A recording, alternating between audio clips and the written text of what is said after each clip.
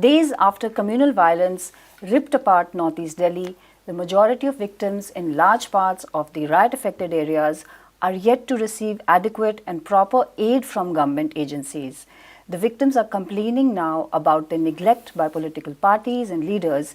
It took over a week for the administration to really begin working to provide some kind of relief to victims. 47 have been reported killed in this violence, which lasted for 4 days. It is the working class neighborhoods, the homes of the poor, that have borne the brunt of these violence. The Muslims have left many of the riot affected places to join their friends or their families who have offered them shelter. They are now trying to seek compensation, and they are saying that the efforts to set up relief for them are painfully slow. The question of returning to work and earning their livelihoods afresh are foremost on the minds of the victims, but this will happen only if their families are first given a place to stay where they can be safe. Now, the Supreme Court has agreed to hear on Wednesday a plea seeking, among other things, the immediate registration of FIRs against BJP leaders Kapil Mishra, Anurag Thakur, Parvesh Verma, Abhay Verma, and others for hate speeches that had allegedly played a role in sparking the recent riots. The petition filed by 10 victims of the violence was mentioned for urgent listing before a bench headed by the Chief Justice S.A. Bobde.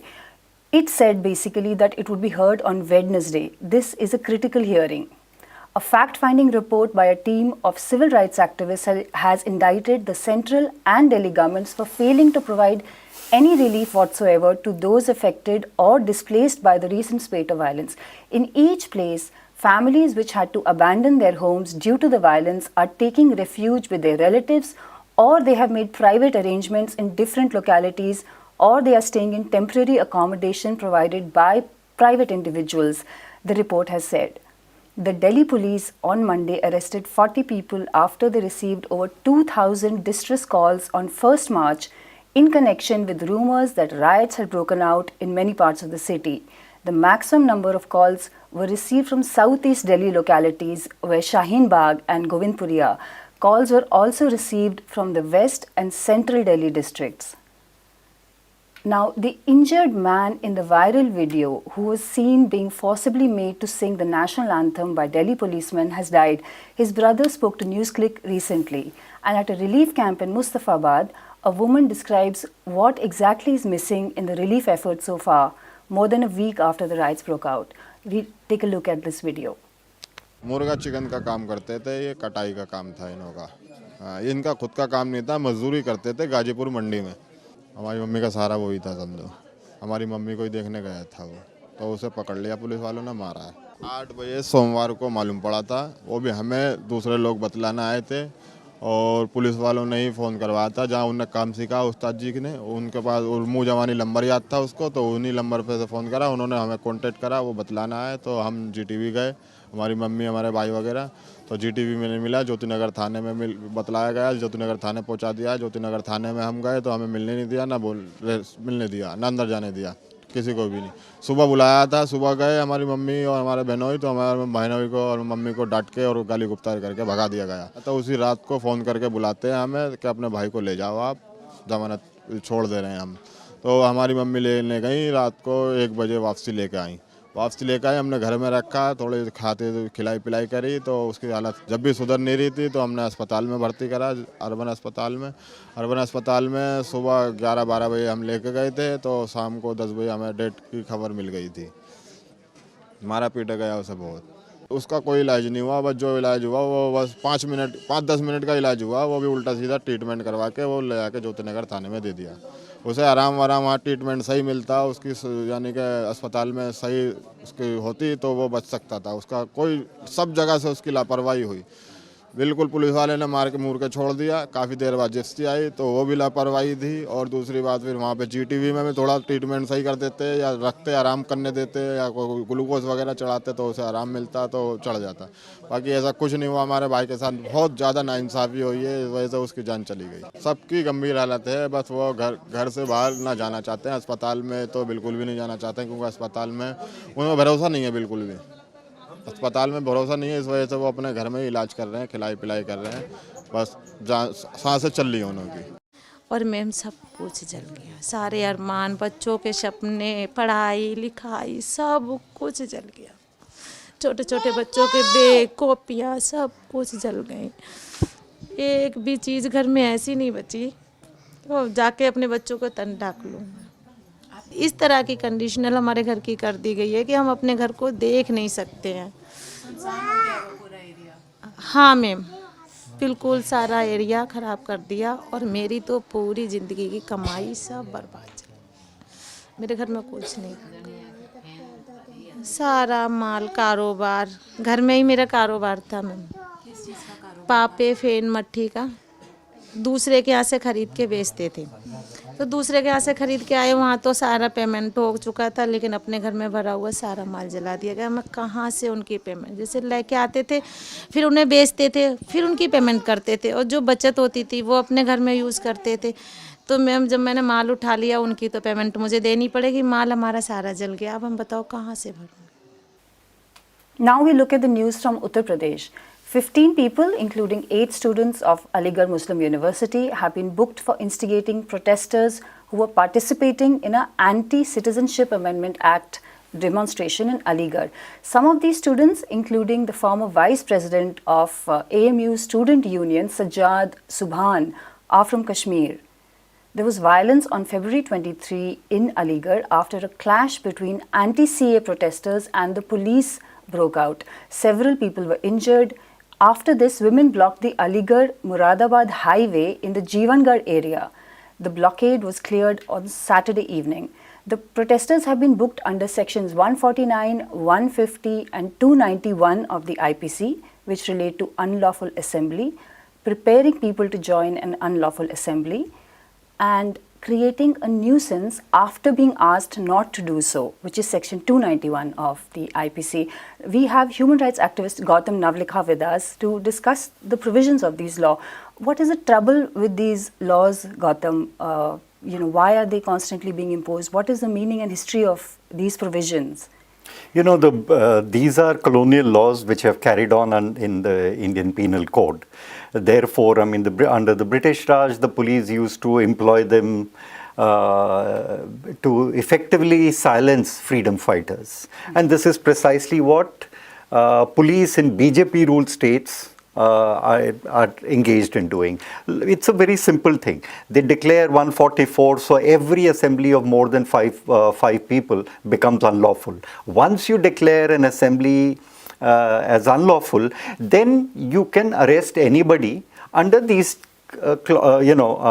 provisions of the Indian CRPC by saying that you were instigating people to join an unlawful assembly, or you were part of an unlawful assembly, etc., etc., and that you were creating public nuisance. So this is the lowest threshold of law, so to say, the police use to clamp down on protesters and people asserting their democratic rights. And like under British, the UP police is doing precisely the same thing. The selectiveness of where you enforce law, against whom you enforce law, whom do you silence, whom do you declare as unlawful, it's very clear from the conduct of police in BJP-ruled states, including Delhi. Look at the brazenness of it, that Kapil Mishra, who everybody knows is one of the prime instigator of violence that affected Delhi for 96 hours and more, and for making the most outrageous and provocative, insightful slogans. Goli Maro, Goli Maro. Right. The strange thing is that person now enjoys Y+ security thanks to the Ministry of Home Affairs, which is controlled by Amit Shah. Right, so it's like he is being patronized. People like him are being patronized. So police don't touch him even when they broke the law, violate the law, violate section 144, come out on the streets, hold a so-called peace rally where Goli Maro slogans are once again aired, under his watchful eyes, so to say. So it's very clear that all that police is doing is at the behest of the ruling party to crack down on anybody who questions CAA, NPR and NRC, because they don't want, obviously they fear these protests which have been peaceful, without any hooliganism, and which have actually secularized the whole debate and discussion and conversation that we were having. Obviously, BJP is unhappy with it, so it's trying to use the police powers that it has, which is it has inherited from the British Raj days, to clamp down all peaceful protesters and democratic. Find again that these are students actually, a large number Yes. of those who are being cracked down upon are students. Well, students apparently under BJP rule seem to be the main targets of their wrath, because if you look at JNU, Jamia, Aligarh Muslim University, Jalapur University, or other universities, Hyderabad and elsewhere, you'll find that especially BJP, particularly in BJP ruled states as well as others, students have had to face the brunt of the government's crackdown, because they're becoming more and more intolerant of even the most democratic protest and peaceful protest that is taking place today. So the moment, and today, let's not forget, today in Delhi, right, students were prevented from holding a rally in Ramlila ground. Peaceful protest, that too in a designated area which is Ramlila ground, whereas Kapil Mishra and others like him have been allowed in Delhi to carry out rally in violation without police permission. right. So, that just shows how brazen and blatant it is. So, no matter what laws they use, it's the selectiveness and the bias of the police force and the government, and especially BJP-ruled government, which is coming forth. All right. Thank you, Gautam. Now we look at the update. Now we have a video actually from the nationwide anti-CA protests which are going on across the country.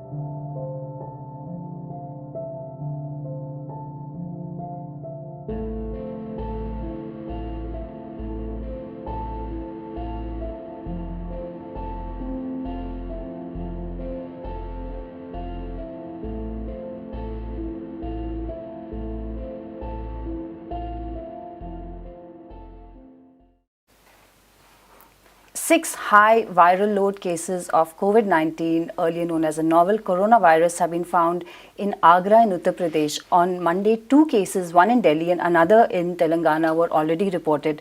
The 6 new cases are admitted in Safdarjung Hospital in Delhi.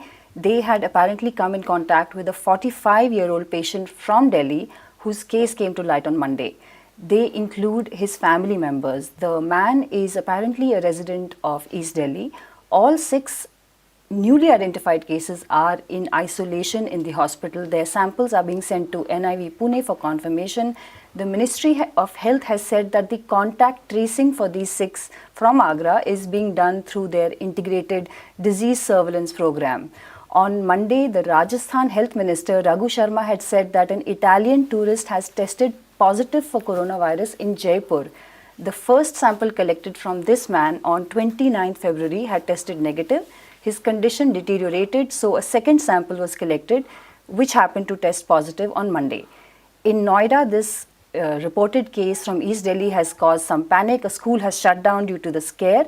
The Prime Minister has said that there is no need to panic. The hotels in Agra, however, have started screening people and visitors coming from Italy and 2 other countries. The Union Health Ministry on Tuesday issued a travel advisory, basically which refers to nationals of Italy, Iran, South Korea, Japan, which includes those who have not yet entered India. The advisory also suspends visa on arrival issued by March 3rd to Japan and South Korean nationals who have not yet entered India. Regular visas and e-visas granted to Chinese nationals issued on or before February 5 have already been suspended. That suspension continues. We have Editor-in-Chief of NewsClick, Prabir Purkayastha, with us to discuss the impact of this epidemic. They're saying that stocks will plunge. Some people are saying that the democratic election will turn around in the US. The world order is going to change because of coronavirus. And it's come to India. Prabir, what's happening? Well, I think there are two separate issues we should address. One is on the health systems, particularly in India, countries like India or the United States. They have, at the moment, not very dissimilar systems, in spite of the fact that the US would be considered an advanced country and India would not, in spite of Mr. Trump declaring us a developed country. But of course, that's only for not giving trade preferences. So that's really a imposing tax issue rather than declaration of development. I think the issue that comes up in these places is how is the public health system equipped to face such epidemics? Because it's very clear that this cannot be faced by privatized medical care or insurance-based medical care. Why is it so? Because if you are ill, this will not be based on your class. Unfortunately, germs, microbes don't respect class as much as we human beings do. Therefore, if there is an infection, it will not respect class barriers. Every class is going to get infected. And if the people get infected, irrespective of who they are, it is going to spread across to other people. Right. So effectively, this means that the public health system, which is the front line of defense, if it is not able to test people, isolate people, put people under conditions where you can quarantine them, but also treat them. If you don't do all of this, your numbers are going to increase, and the health people, the health personnel who must be doing all of this, they also need to be trained and protected. Right. So the essential part of it is that any such epidemic has to be handled by the public health system. Unfortunately, as the US has shown, forget India at the moment, even the CDC could test only 470 odd cases when the need to test was much wider. Now, of course, they have allowed everybody to test virtually any laboratory test, including hospital laboratories. But the fear is that it has already spread into the people, and at the moment, the 52 cases that we know are travelers, not people who have been in contact with people who have been directly infected, but really is community infections. So already you can see that the bulk of the patients that are emerging are what would be called community infections. The community infections are very much there in the US. Coming to India, at the moment, we seem to see these infections are because people have come from countries probably bearing the infection. And what we are seeing is the people who are in contact with them, like the case you talked about in Agra. Yes. I think it originated from somebody who came from West Asia. Yes. And the other is one of an Italian, somebody who had come back from Italy. And these are people who have gone to places where we know there is also an epidemic outbreak that has taken place there. COVID-19 is very much spreading in South Korea, in Italy, and in Iran. And from Iran, there are also other cases which are going around in West Asia. So till now, we have not seen what could be called community epidemics. But at the same time, we do not seem to have much testing kits either, or test facilities either. So if you want to do mass screening, as we might be required at any point, for instance, in Agra, for example, then are we equipped for it? And is the public health system equipped for it? Is really the crux of the issue? And I think that's a big failure that we will see, because we have privatized our medicine. We have made sure that even when you have a government like ours, which has given health facilities, it's really by co-opting private players into the health system, private doctors into the health system, and family clinics, mohalla clinics. So you are going to see that the real need of hospitals, public health systems, testing facilities, quarantine facilities, all of these are going to be tested very badly in India. And if And I would say it's no longer a question of if, it's really a question of when. Because if all these countries are affected, it's very unlikely that we will not see any epidemic here at all. Let's keep our fingers crossed and hope it doesn't happen. But if it does, I don't think we are prepared for it. As I said, the US has shown how unprepared it was for this kind of crisis. Right. And the Trump administration, which quite often believes that viruses are hoax, Trump believes that he can produce a vaccine, get his people to produce a vaccine. Private players are so good in 3 months. He had to be corrected by his own officials to say not before 12 months to 18 months. Right. So all of this show the depth of the crisis when you give up public health for private health care. So that's one part of it. The second question you asked was about the economy. Global, yes. The global economy. Now, you know, the global economy, the manufacturing hub of the world today is China. It is the place for where various components, bulk drugs, for example, in the health system, Right. all of it originates, from which finally medicine formulations are made. In other things, they get into machine parts which fit into other things. And therefore, if that gets into a crisis, you are likely to see what is called a problem with the supply chain, the global supply chain. For instance, as you know, iPhones are produced in China. Right. So Apple produces its Macs also in China. So the whole supply chain is very critically dependent on China. Fortunately, China is coming out of the epidemic. In fact, the new cases now are only about 200 odd cases. They're rapidly falling in China. Even the Hubei province is registering a drop, which is the epicenter Right. of the epidemic. So we are seeing that probably the supply chain will start moving again. They have taken a huge hit, but they can come up pretty quickly because the way the state, this is a public health system, which is geared up, means that they have the ability now to probably turbocharge their system to start the production again, as long as the epidemic is under control. And outside Hubei, the numbers are very small. So I think what we see now is that is going to be controlled, and therefore China will come back to the supply chain. But the problem that we have is all the countries have some part or the other of the supply chain. And what has happened to capitalism itself is that we have called what is called just-in-time production. This started the Japanese, this whole principle of it, don't store inventory. Because you have global supply chains which can deliver things very quickly. So therefore we don't need a storage of inventory at any point, and therefore get what you want, produce it, give it to the consumer, don't hold the inventory. As a consequence, if any disruption globally takes place of a global epidemic, we are likely to see a crisis which is of a significant order. It will appear as a temporary crisis because as the epidemic first takes place and then wanes, if it doesn't reach the Spanish flu proportion of 1918, where 40-50 million people had died, if it doesn't reach that, and I don't think it will, it cannot, because we are relatively, it was the aftermath of the war. Today we are relatively in a different situation.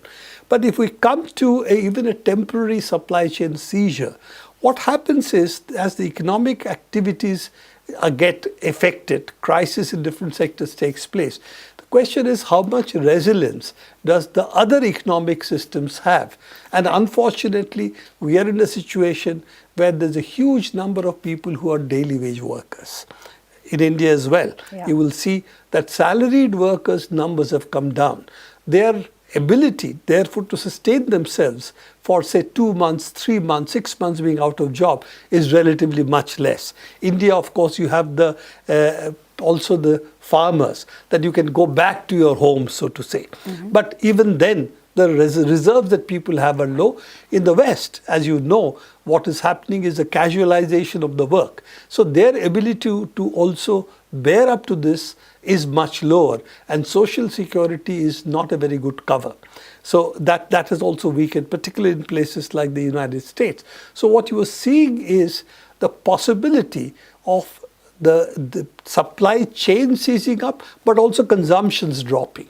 And if the consumptions drop, then what is going to happen is a recession. Yes. Now, Nurul Rubani, who was one of the economic analysts. They're calling him Dr. Doom. Because he had predicted in 2008, Right. in 2008, the crisis that took place. He was one of the very few people who predicted that. He also has a theory that the current economic theories cannot do what is called a black swan event. A black swan event is if you see only white swans, and black swans are very infrequent. When they appear, you do not recognize it. So he is basically saying unusual events do take place in economics and takes place more frequently than we think.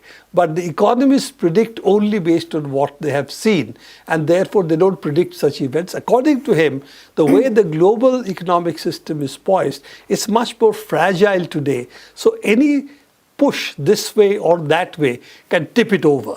And his theory therefore is, or his position therefore is, due to all the factors that I have talked about, that there is a possibility of an impending serious downturn. He says 30 to 40% drop in the stock market. Yes. Now, stock market is only one measure of the economy, because that's where the capitalists see the economy in terms of the stock market, but it doesn't mean 30 to 40% drop in production or consumption. So we must separate the two.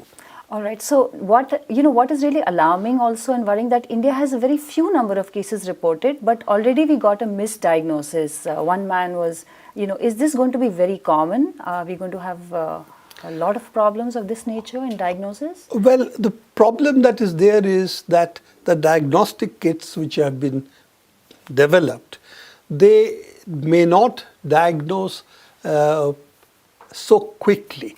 That means you need to, you see, what happens is the diagnostic kits are really looking for the fragments of the virus in your bloodstream, so that they can take a sample, look at the sequence by genome mapping, essentially.